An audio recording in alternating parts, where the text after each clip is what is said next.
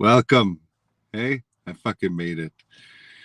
Sorry for the long wait in the lobby there. I was parking. I just made it to La Pas, Manitoba. My service isn't the greatest out here, but I fucking made her. Yes. Welcome. We got a wicked guest tonight. I didn't get to upload much videos, which I've been trying to do. I'm driving, so I can't, right? It's been a busy day. But you know what? After this trip, I just came back from BC. Now I got this trip to Manitoba. And then I think I'm going to go home for a little bit. And then, there's all this excitement about fucking Ontario right now. And I was like, what's going on in Ontario? And like, fucking everyone's screaming. Everyone's got something, man. There's all kinds of court cases. But the main thing is, my main man, Selgovae here, is ready. He's ready to go do something, go knock on our door, go fucking show us how it's done. So I don't know. I'm working on it. That's all I can say. I'm working on it. But fucking, there's lots of reasons to go to Ottawa right now. Okay, so I didn't fucking upload any videos, really, did I? Nope, I never. Let's try this. Okay, without further ado, I got a guest, I believe, in the green room. Yeah, she's ready to come in. She's known as SheLaw Hunter, Sheila McLean. And welcome to the show, Sheila. How you doing? Hi, I'm good. It's Sheila McFarlane, or I go by Sheila Hunter. McFarlane. Sorry. No worries, no worries at all. Just if people want to look me up, and also, and I've been in this for probably at least 20 years. So to look me up, just so they know my last name, and also on Facebook, I'm SheLaw Hunter, SheLaw. My pronouns are she and law. So yeah, awesome. I'm honored to be on your show. Thank you very much. I don't know much about you, but any fellow Canadian warrior is a brother of mine. I don't know how long. Welcome, sister. Yeah. So this is a phenomenal time. Like you said, there's a lot of things happening and a lot of things we don't know too. Yeah, so. But what I found interesting, and Selgovae is the one who scouted you out and asked you to come in here. And this is how we're doing it with my show: is guests of people that have solutions and are moving forward with them and having success with them. And apparently, you're one of those on the municipal level who's sounding the alarm on Agenda 2030, the United Nations agenda. And that is one thing that I've been telling my viewers for day one. I've been at this for a few years now, but that is the one that whenever you hear the word sustainable development, that's the swear words. And you should slap that person because they're not your friend. They've been brainwashed and they're taking us all into, I don't know, dystopian nightmare of a future, I think. But yeah, let us know what your successes are like that, or where you're at right now with that fight. I know you. Oh, I noticed you have a website so you're guaranteeing results in your municipal level if you follow your program. If we do this correctly, yes. And I challenge any lawyer to tell me otherwise. We're in brand new territory in the fact that it's only been recently proven how de facto these governments are. They're all just corporations masquerading as a governing institution. We've all just been aware of that law is a contract now. Legislation is old contracts, and how we're all understanding, not all, but people have had 5 years of pretty much forced isolation and an internet to start to go down and figure out what the hell they've been doing to us. Because yes, this agenda came into Canada originally, well, probably earlier in all the way through, but they officially called it the United Nations Agenda 21 in 1992. Brian Mulroney went down to Rio de Janeiro on behalf of Canada and signed us on to the United Nations global government system. So the Agenda 21 is their global governing agenda, the 17 sustainable goals, anything that's sustainable or green. So I got a short video I could brief on it, and then yeah, expand on it. BRICS countries, Western countries, all on board for Agenda 2030.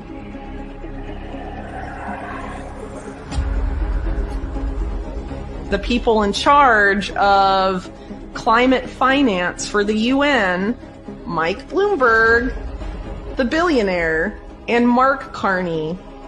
I think your viewers know enough about Mark Carney to know why that's insane, and to think that Mark Carney and Jamie Dimon and Mike Bloomberg and Bill Gates and all of these guys just care so much about the planet and not about robbing you of all of your wealth, which is what they've spent their entire careers doing. I just remember how Jamie Dimon a few months ago. Perfect. Yes. And this has been exposed now. This is the United Nations, for a global governing system, needed a global problem that crossed borders, so individual nations couldn't handle it on their own. It was going to be either climate change, because climate crosses borders. It was going to be a virus or a pandemic, or it was going to be aliens. So they've seen those three categories, their hands, but really, the agenda was signed on in 92. At that point, Canada ceased to operate as a nation, as a sovereign or whatever. Now we're even debating what the hell it was then too. So what was a charter, blah, blah, blah. And I don't even want to get into that, because that's a whole nother debate, and it's wasting time. Canada became operating under the United Nations Charter, which is a treaty, which is a contract. And then from there, from 92, documents started coming into all these member countries that signed on at the local level, because this was a global to local agenda. They specifically designed it so that they could issue instructions from the powers that were over in Geneva and download it right to the ground within, well, COVID, they wanted 2 weeks to flatten the curve. It was a test to see how fast they could get their system on the ground. And global to local is brilliant, because they bypassed every nation's federal level, state level, provincial level, all that parlaying and all of that sovereignty. They could just go straight to that official that was at the local level, that they could. Most people missed that. Most people went, like, they thought it was completely federal level, and I'm so glad you're on that, because I knew that was happening. Yeah. But when you go and engage these local municipal leaders, they don't understand that it's a bad thing. They think it's the sweetest thing ever, but then you're like, no, this is enslaving our children's children. Like, this is terrible. Yeah. And they don't know what you're talking about, because somebody in a suit had told them otherwise, and we were all deceived. I mean, like I say, this has been a long time coming. They first usurped Greenpeace, and the original plan was for pollution and keeping the planet clean, not to get into this green technology and save the planet. And we went from all of a sudden being stewards of the land in Greenpeace, that was hijacked by Maurice Strong, and we became a cancer on the planet, destroying her, and we must be corralled into 15-minute cities and then ultimately extinguished. So that was Maurice Strong's theory, and how it got usurped and you can go into the history. On my site, I have most of the founding United Nations documents that came into Canada between the 90s and, say, 2015, because Agenda 21 was modified, was signed on, became 2015. Now we're under the 2030, but it's still the original contract that was made. And I discovered these in 2012, 2014. I was up north living in Kincardine, and found out that through a public-private partnership agreement through this agenda, where the globalists come right to your town and have a secret mayor meeting. Like seriously, they called them secret mayor meetings, like with the CAOs, which are the chief administrative officers.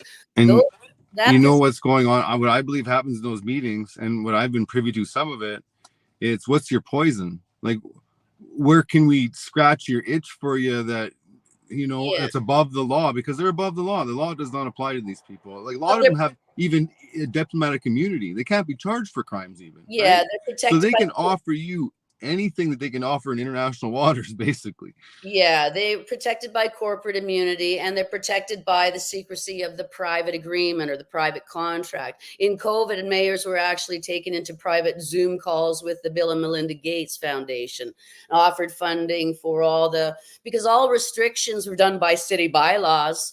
That needle in your arm was written into a bylaw that was authorized or ordered by a provincial statute. All of this is just legal mumbo jumbo. I worked with lawyers back in the 90s in Toronto, and they taught me almost everything, you know. What is your past? Well, I like I say, in the 90s, I was in Toronto, and I worked at the CLIC, which was Canadian Legal Information Center. We also had an offshoot of CLEO, which was the Community Legal Education for Ontario, and also another office called the Plain Language Associates. And we offered free legal information for anybody that couldn't afford it, for immigrants, for ESLs. And we had lawyers on staff that would explain legalese and contracts to these people. And I worked specifically in the plain language department, where they would take long legal documents and boil them down, translate them into plain language. And they could take a 35-page insurance document and turn it into one-page form that people could check off. And it was still legal and lawful. And that's where I kind of went, whoa, this is bullshit. Right. But anyway, you know, like because I wanted to be a lawyer. My father wanted me to be. And I even went to University of Western Ontario. I took math undergrad because I was told, you know, get good marks undergrad, get a good LSAT score, and away you go. And I went and talked to the dean at the time, Keith McNair. And I said, well, what the hell do you do in law school? And he says, well, basically you just read old precedent and you steal money. Like, you know, like it just didn't make sense. It had nothing to do with law at the time. So, but I've always had a fascination, because there was always something wrong with this justice system. It was always just a just us system. So anyway, it was in the 2000s and ultimately 2012 where I found out that the United Nations was in control at that local level. They had captured our third level of governance, which in Canada, we have a federal, a provincial, and a local level. They call it municipal, but that's also a legalese weasel word. Municipal means corporate or business. What's the proper term? Well, local government or local institution. You have an office of that is an office of the mayor or an office of the public trustee, but that's separate and apart from a corporation, a municipal corporation. It's a bait and switch that they've done at the local level, so people don't understand what government is and what tax money is. And is to be used for, and even they've smudged the fact that nobody knows what public is anymore. You know, what is public? So this was, I learned about this, like I say, around 2012, that mayors were meeting with international huge people. In Kincardine, they were meeting with the Ontario Power Generation, and Jason, I was in Walkerton at that time, finding out that the mayor of Kincardine had made a secret agreement to bury nuclear waste 1 kilometer from Lake Huron without telling anybody. They had a survey the summer before. It surveyed 300 people on television. You know how they do it, right? So, and they were doing this in secret. Now, I actually got arrested at Westario Power and went through the whole Walkerton court system too, trying to expose this. Ultimately went and ran in 2014 for councillor I didn't understand the whole election fraud at that time. I was still thinking you could get on, you could get in, you could change. No, you can't. It's an honor to meet you, sister. I'm so glad you are where you are. Oh, listen to this, though. Not only did I run for counselor in Kincardine to protect our Great Lakes and to find out what this goddamn agenda was, my husband, my late husband, ran for mayor in the adjoining hamlet in Huron-Kinloss, ran for mayor because at the same time, our house was under attack by TD Canada Trust. We were walking through a foreclosure process. We were challenging our mortgage because we knew how they were converting status when you went in. We knew all about that. We knew about the legal name fraud back in 2010. So we were challenging the mortgage with our house. Now, TD Canada Trust slams through a foreclosure process. It's disgusting, right? They ultimately take your house. My husband ran for mayor because he knew that a mayor lawfully sworn in is a sheriff, and a sheriff would have higher authority in that area than any bank, especially a bank that was engaged in fraud. And it was a last-ditch attempt to protect our house and to prove the mortgage frauds. Ultimately, though, election fraud, you can't get in, you can't challenge it. I've also exposed that. I won that night. I've got but you go in and they say you got to go to court to challenge it. It takes you at least 4 years, whatever, you know, and by then the mayor's come in and done his damage and gone. So even if you can challenge it, people, you can't challenge the election. All right. Can we be, and you can't win in elections. Can we be done with that? My campaign this year is fuck the vote 2024 and dress up like a clown and go in there and shit in the ballot box. Well, yeah. Fuck the vote. And thank God that people now are realizing that whole red, blue party thing. And even if you throw in some purple and some green, it's not going to work. It's a mob rule mentality. We got to go back to grassroots where we're electing people based on integrity and moral compasses instead of how popular they are. But that's a whole nother tangent, right? So, but ultimately, that was when I realized how important that local level is. And but at that point, I still didn't know how they did it. My husband took his life in 2018 because we threw everything at this agenda, everything. I mean, and I just sort of went away because I thought this monster was big. Nobody seemed to care. I don't got any kids. I don't own anything. I can't own any real estate. Whatever. And then when I saw in 2020, oh shit, this is the coronavirus. This is the pandemic. And do you know why it was called? Is because there was World Bank pandemic bonds that were maturing in June 2020. So it had to be called. And Bill Gates actually admitted in 2015 that they had to call a pandemic within the next 5 years. So anyway, when I saw 2020 and that it was in fact the mayors that they were using in secret agreements to write bylaws to put needles in your arms, that's when I stepped up and stepped in. After the truckers convoy, I went straight to my mayor's house. I know my mayor. He's good friends with friends of mine. I went straight to his house and I told him that the truckers convoy has proven that there's de facto possession of every local office by the United Nations, and that he had a duty to step up and step in, and that I would walk him through it, right? Because even if he didn't understand, he still had a duty to do it. He thought I was threatening him. He called the police. Nothing got done. So I ultimately ran against him in the fall in 2022 as mayor. I did not run to be elected or for that position. Number one, I ran to get on the ballot. And I'm still on the ballot, and I can challenge a de facto mayor. Number two, you get the voters list, and I could go around and talk to anybody anyhow about the agenda. And number three, I could get free newspaper, free interviews, free Rogers time, free debates, and this information out free. I'm just a little widow on a pension with some key valuable information. And lawyers know this.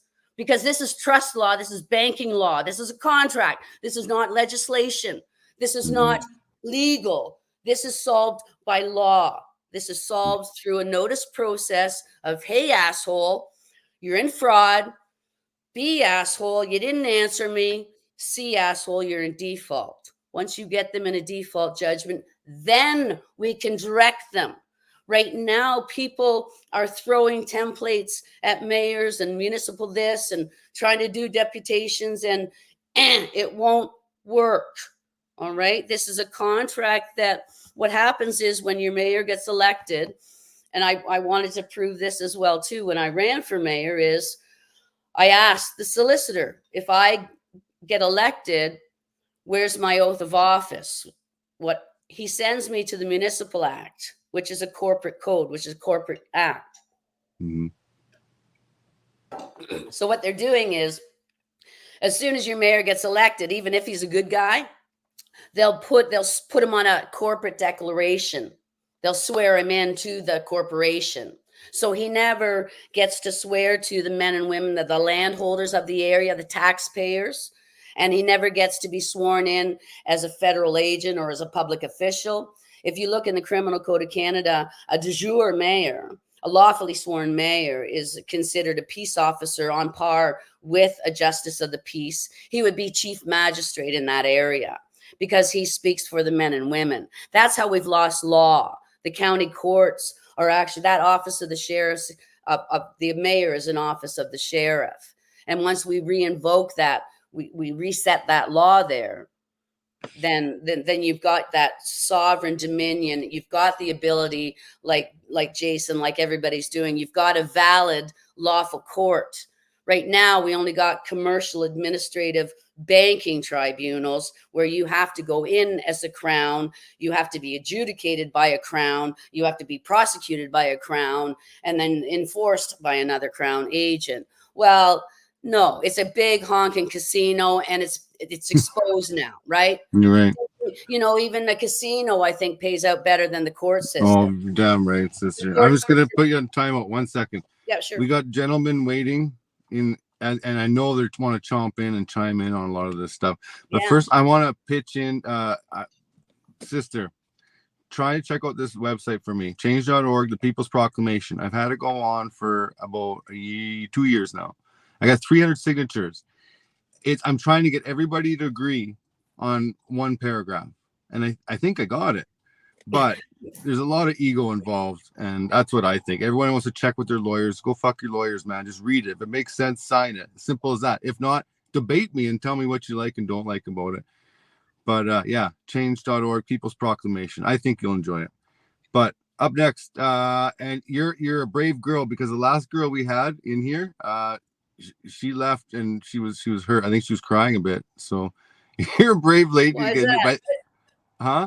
You never seen the Kellyanne Wolf interview? Oh, you should have checked that out before you came. Oh, no, I didn't. I'm sorry. I haven't. I don't watch much shit. I don't get out of my bubble of. Well, you better get your helmet on, sister, and tighten the chin strap. No. Here comes the BT. Now, next time you think you want to take somebody out, pal, get yourself a team.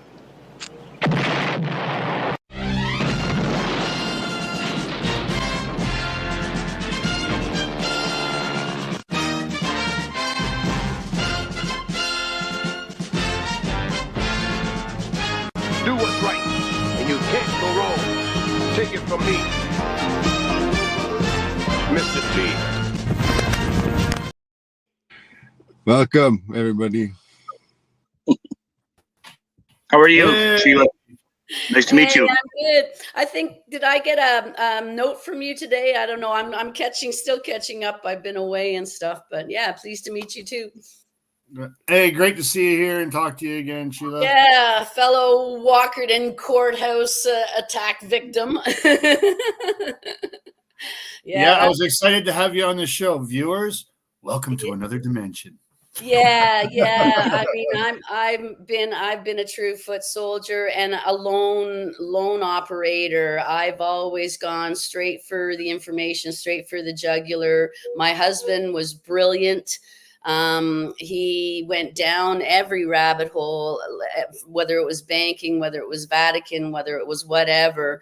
And he astutely put the pieces together. And this was pre-COVID, because COVID actually proved what they were doing at the local levels.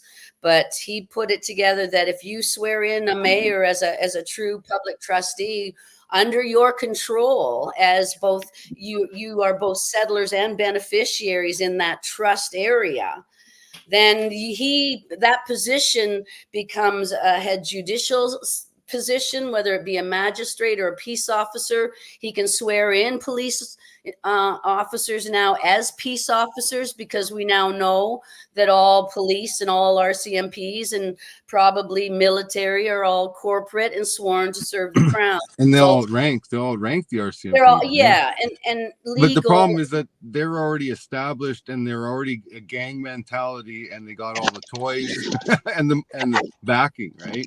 Yeah. So you'll end up being like these reserves that are resisting. If you're a municipality that turned snuffed off the federal government, I think it would be a lot like what happens on the native reserves, where they just come in anyways with their pieces of paper and their military equipment. Up in my area, when it first started to be seeded into people, our mayor at the time had brought in an outside office executive job. I think it had to do with some kind of ambassador, Bruce County ambassador or something like that. Their spouse was a friend. They got a house for humanity out of it and the job. And so then I saw this enforcement wing start to take place under that sort of what appeared to be, for all intents and purposes, a kind of questionable there was lots of people that they didn't need to import these people. There was a lot of qualified individuals that could have had that job. So why did they do that? At the same time, they were contracting in another security service that would adopt a dress of like a tactical team, but not carry any of that gear, just the garb, right? And then they would put one of them at the grocery store. It was just a young lady too. She would have only been about 20 in police foundations, probably working her way through college. And I just said to her, I said, "Are you the only one working?" And she says, "Yeah." And I said, "I could take you out with a plastic bag and a soup can in it with one swing. Like, what are you going to do when the food riots start?" And that was then. But it was just something that, why you position. So it was clear to me that it was actually a conditioning objective. They were just conditioning people to this another layer of security, and not even one under any oath to our Constitution, but a contracted in one. And they were trying to normalize that. And it was all my bells started firing off in my head at that time. So when a lot of the administrative hopscotch that they're doing, which is the part that really kind of is like what people need to know, and I think it is. It's like this type of show is one you got to go back and watch again to unpack it, but it makes perfect sense when you do. And so that's why I'm so glad you're here to be able to present that. Yeah. Well, with government, you have two things. You have your money part, your treasury, where you're collecting your taxpayers' money to be used for services in that area. And then you have a corporation that provides the services. Those are supposed to be two different entities. One is an institution, and an institution is defined as a trust made in common law. That's the legal terminology. Marriage is an institution because it's a trust made in common law, a covenant. So that institution with your mayor, he swears to the taxpayers to protect the money and the area.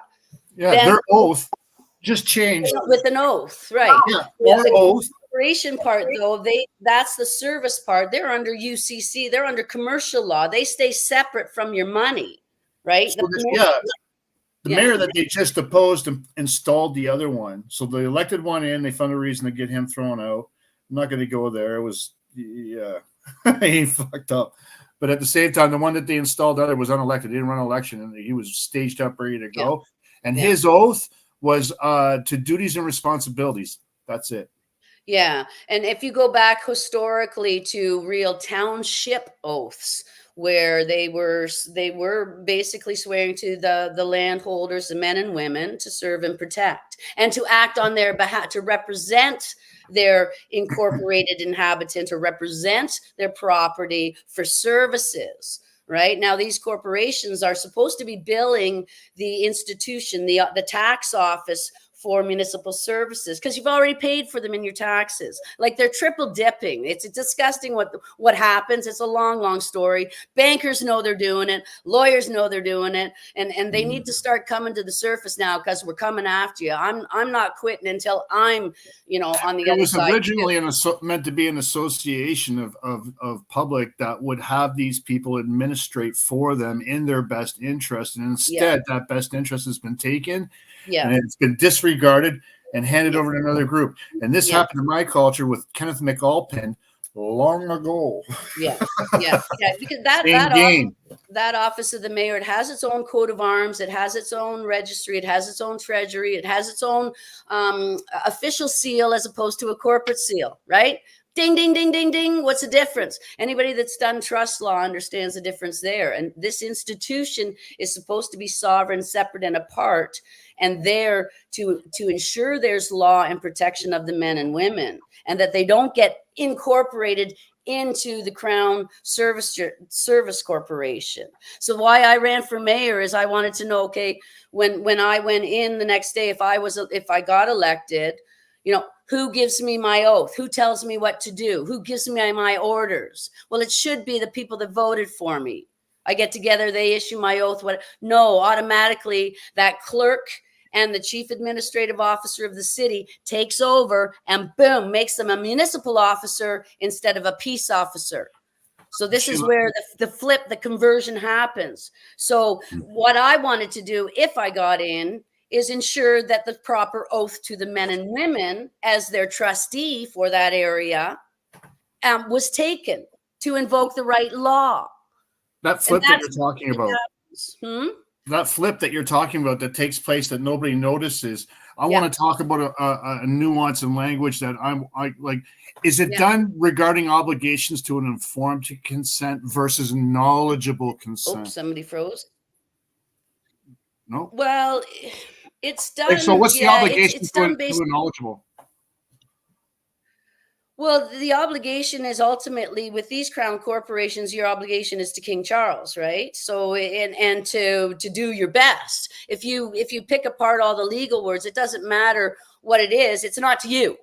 It's not to men and women. And that's where their obligation to your will is where I'm going, is because my interpretation is the informed consent is one that's done in formation, consumed by a collective, and a knowledgeable consent is one where you have access to an awareness. So you're speaking in a capacity of knowledge, all right? And you're informing us of your knowledge.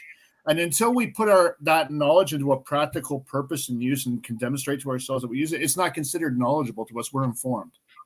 And so the sovereignty versus the part of the body concept, knowledgeable or informed.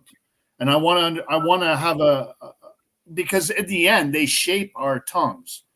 In your talk, you're talking about how all the lawyers were informing you at your sort of university level by that time, working in all these branches, interpreting law, and they were telling you dimensions of it that was just words. And you sum it up by legal weasel words, is I think was the way that you define it. Right? Spelling. So if we are taught to misidentify and in a form and only in an informed capacity, where's the obligation to the knowledgeable capacity? Because that's where our will is. It's where's the interpretation obligation that they have of what our will is? Because our tongue's not shaped by us. No, they don't have the will of the people. They have tacit consent, based on presumption, assumption, conversion of status, and fraud. Right? Plausible of deniability. The institution ensures the will of the people, right? That right now it's only the will of the stakeholders and investors because you're in a corporate environment whose motive is profit, PROFIT, not profit, PROPHET. Legal is based on profit motive, and law is based on profit wisdom, right? Fair and fair. Duality of speech, forked tongue. Yeah, exactly. I'm going to jump in a sec. The natives knew this too. The natives said, well, you can't buy and sell land. When white man came and said, oh, we'll give you this for this land, and the natives said, well, you can't. You're just a steward. You're just a trusted steward. You can use it And you know, but you don't own it. And this is where they got deceived by a man with forked tongue, because he said one thing and he did another. Weasel words are called that because they have multiple, these words have multiple meanings. Like person can mean a corporation, can mean a trust, can mean a municipality, can mean natural, artificial, because they do it that way so they can weasel out of everything and keep. Didn't they call it English language the lying we don't language? speak their language. So the first thing Jurisdiction. in my first notice to my mayor will be a prohibition of legalese. You can't speak a fucking different language. Define your words. In the beginning was the word, because this is a war using words and pens, not bullets and bombs. SheLaw, right? in court, And it's, in Walkerton Court with Judge Kevin Sherwood. I'm standing before him, and he's been beating me up. Like, the Crown doesn't have to speak. He just hatchets me to death as I stand there for 8 hours a day. And so I say to him, I say, listen, you have me here by force. You have me against my will. Every mustering I've made is I'm not participating in this summary matter. However, you got an ERT here to make sure that I do it. So because I'm in that forced position, I need to understand how you interpret the words that I say, and I need to understand how to interpret the ones that you apply in this jurisdiction that you claim over me. In that, then, I need to know, where do I go to refine my argument? And he said Merriam-Webster dictionary. And I said, good. Man. When I make my references to man, you go to part 6. I was ready for it. I knew he wasn't going to go to Black's Law. And I was ready for Black's Law, but I didn't expect him to actually even entertain it. And that was where I was going to go, is that he was limiting into a, like, you know what I mean? He wasn't allowing me the ability to speak. and it doesn't matter what dictionary you use, but you've got to agree on the dictionary. You've got to Well, agree. going back to that point where you're talking about the duality of speech. So if you look up man under the Merriam-Webster, SheLaw, it speaks like men, always in a collective format. There's only one spot in it where it's references to in Christian Science. Yeah. Well, yeah. It has to be there because of the way that our Commonwealth constitutions are all written, recognizing the supremacy of God. Yeah. So there has to be a spot. Yeah. So once you find it, and then you could direct them to it and say, my will, if you tie me into that fucking box, my will is standing on that tile in it. Yeah. And if they bitch and moan about that, then they're overreaching. My theory is, number one, we've been lied to about everything. So for us to try to figure out what constitution part is valid, what flag, where this is, what the rules, what the terms, for us to try to figure that out, we're going to be running behind genocidal maniacs on a program that's designed to corral us into Hunger Games, right? So my theory is, let's do this as fast, as simply as possible. At least buy us a pause. How do you buy a pause? Well, if a mayor doesn't agree to sign, nothing can move forward, because it's proven now that everything in your town could be done just with 2 signatures. One from the mayor, who represents geographical jurisdiction, even though he's not granted it with the oath, and the other with the chief administrative officer from the service corporation. Those 2 positions put a needle in your arm by signing a local emergency order. This is all we need to focus on right now. I want to terminate that partnership right now, because the mayor was elected to work for us and needs to get back to there, because we need that dominion again. After we terminate that, because we know, number one, it's fraud. He didn't disclose he was going to take a different oath. And it's also breach of trust, both your trust account and your emotional trust. You promised you were going to do something. You flipped over to a global agenda and you tried to put a needle in my arm. So this is what I want to do, is I want to terminate this agreement. I want to examine it, let's say, because I know it's de facto. It's not what it's supposed to be. So once that happens, that buys us time, Jason, to look at everything, to start the forensic audits in these city halls of the partnership agreements, start to look at what that court system needs to be. We need those grand juries. We need those jury appeals. We need that law system back. We need peace officers sworn to protect the land. We need the land deeds back. They were usurped into electronic form, like all of this stuff. But to do that, but running behind it, we don't have time. This way, it's a very simple, which I'm working on now with Cal Washington. I met with him in North Vancouver. He's perfected the 3-notice process that pushes him into default position. We can do the same thing with a public official, do a 3-notice process that pushes them into default, either force them to re-oath and put them back into public capacity where they are governed, where they have to do everything that they are told. They are full control of the constituents in that capacity. Or if they refuse, you replace them, and then you go after them with personal liability, because not only did they knowingly admit they were involved with a foreign government, they are willingly going to stay involved with a foreign government, and they're benefiting from a foreign government. Those are the 3 components to put them in a checkmate and to remove them from de facto possession of that office. What that person that does this notice process, which I'm working on now, I will be doing it for Guelph, will step in as temporary public trustee under a true oath and invoke a temporary treasury, a temporary registry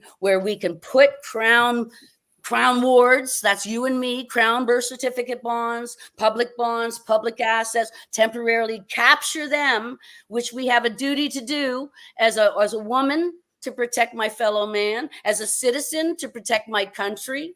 And what there's another one too, is you have as a So whatever. I like your plan, and I can see the passion and excitement, and I love It's what a I solution. hear.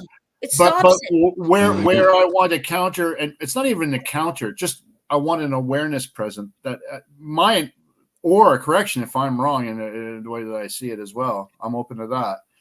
But all of these municipalities, institutions, corporate, you want to fucking call them, all of the rules that they make are presumed correct under the level above them.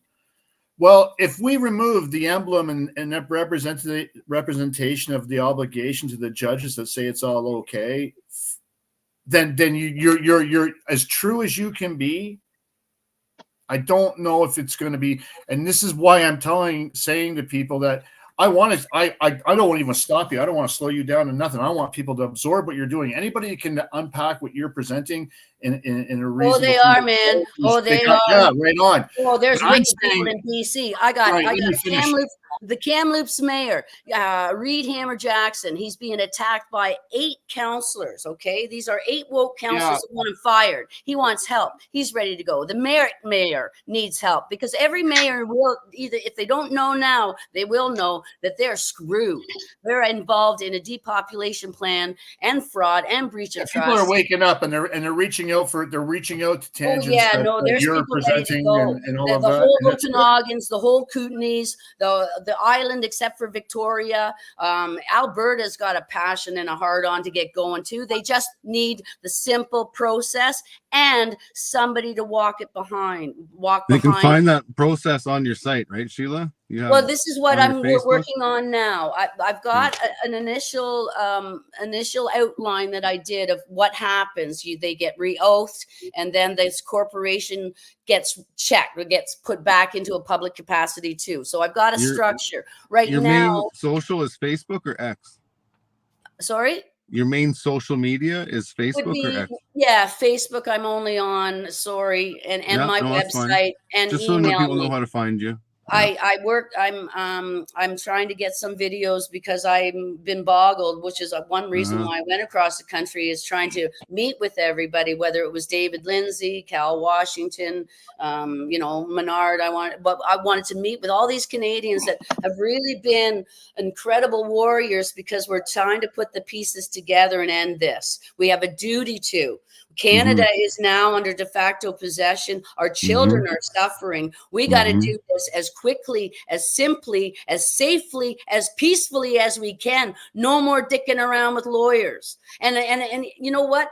It's far easier to ask for forgiveness than permission. So let's just freaking do it and find out if we're wrong. And the other thing too is my maxim of law is it's a good offense, or is better than what is it? The best good offense is a good offense. Defense is a good offense. Right? Yeah. So no, I appreciate going into their courts defending a claim. Let's go into our courts and make a claim, i.e., you're in fraud, you're de facto. Either step up under a public oath or get the hell out because we're taking over. We have a duty to protect these children. I 100% agree, and that's how I got started. And I mean, you don't have to convince me at all. We're going to have you back on the show. But yes, I want to turn it over to Kirk to give us updates before we're done here today. We only go for an hour, okay? So, Kirk, where are you at? How are you making out? How many people are ignoring you today?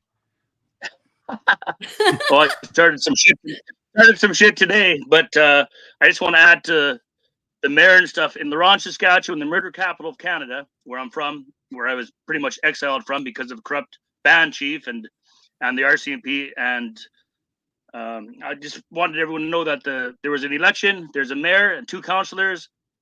They were, I think they were voted by acclamation. And then there's no other applicants in LaRonge because it is so fucked up that nobody wants to take part of it because it's a mess. I get contact people call me all day. It's just gone to hell. It will get worse and worse. We have a duty to stop this. We know what it is. It's being done at the local level where you live. And the other beauty about this is mayors and councillors live in that area. You know where their house is. You can properly serve the man, right? Get Kirk, that man behind that title. You went to Evan Hardy. Huh?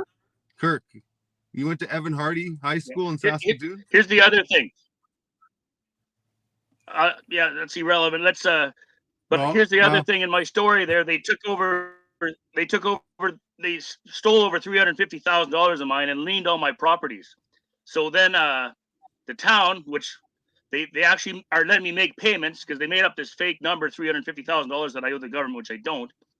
But they're allowing me to make payments on my properties, which I had paid in full before I left. But, that's how messed up the system is. What I was trying to get at. Yeah, you'll have to look up LaRonge, Saskatchewan. Okay, Kirk, what I was trying to get at with Evan Hardy is that I went to Evan Hardy. Okay, I went to that high school in Saskatoon. You did too. It's a small world. And what Sheila was getting at it's for the kids. That's what it was all about right from the beginning. I want to tell you a little story, a quick one. I was in Costco last week, and there was a teenage girl at one of those sample counters, singing to herself and rocking back and forth, and nobody thought that was strange or out of place. I've seen so many kids of going to their fucking happy place in a crowd while at work because they're so scared of what the fuck the adults are doing. Now look at what happened in Evan Hardy, Saskatoon, man. Where our old situation could have been much worse. Well, there's more to that Evan Hardy story in Saskatoon. You know that girl officer there right away. At 12:18 p.m. today, Saskatoon Police Service 911 call center received a call for service to Evan Hardy Collegiate, and there was a report that there was an injured party and also that there was a fire. By happenstance, we had. I'll just play that. You seem to know more about it. Okay, Kirk. I'll add to that. Do you know where that girl's from? LaRonge that got burned. So, and it's school just started. I don't know that personally. School season just started, so it's not like beef that's been just like. It's been a summer-long beef, I guess, but someone notified that they're from LaRonge. I'm like, oh, it makes sense because 14-year-olds are lighting each other on fire. If that's not a sign that the adults need to wake the world's fuck going up, crazy. Man. Well, not only that, but they'll be in charge of your long-term care facility, and they'll be your government when we're aged. And you really don't want these little kids governing us. They need help. There's 100% of the mentally ill from the isolation, from the masks, from the confusion, and they need help and immediate. This brings immediate help because it contains your local money immediately. And if you notice, they're using property taxes to fund all this stuff. And this also provides immediate help for people that can't cover these fraudulent taxes too. Here's the other thing. Is Trudeau goes up there all the time to visit his ex-chief, the Chief Tammy Cook-Searson, the ex-Liberal nominee, and they give her money for these wellness centers. So the more people that kill themselves or have addictions, the more money they get of unaudited money, and it's sickening, you know. Yeah. And I had to leave that place because, my 2 cents. Thank you. Yeah. Well, I No, all of appreciate these- you guys come out here and expose that, because like you can't live there and it's hard to do that. But how many people are talking about this stuff? Yeah. How many channels can you flip on the television or even podcasts on the internet and hear this? Yeah. You don't. I was able to get 3 articles out using Druthers newspaper. So that is a national newspaper that goes to available to every Canadian, whether online or in print. And I consider that equivalent to the Canadian Gazette that the legal system uses to now make legal notice announcements. It can be used to kind of inform the nation too of how we go about this. So people can kind of look up that stuff too. But we really have a duty to they're after the land, they're after the kids, they're after everything. These are parasites that are occupying our nation, and all we have to do is stand, and you'll find that they bust around you because they got nothing. That's the beautiful thing about fear, is when you walk through it, you realize there was nothing to be afraid of. We got everything. All the facts are on our side, plus God, right? So like this is, and Amen, this, sister. let's do this. And I think the more people that understand it, so much the better. But it only takes a handful of people in your local area to walk this notice process through. And then from there, town halls can start, the education can start, the constituents, and we can start to get some relief. So, and it's just simply unincorporating from fraud. And I challenge any lawyer to contact me, because they know what this is. They know that.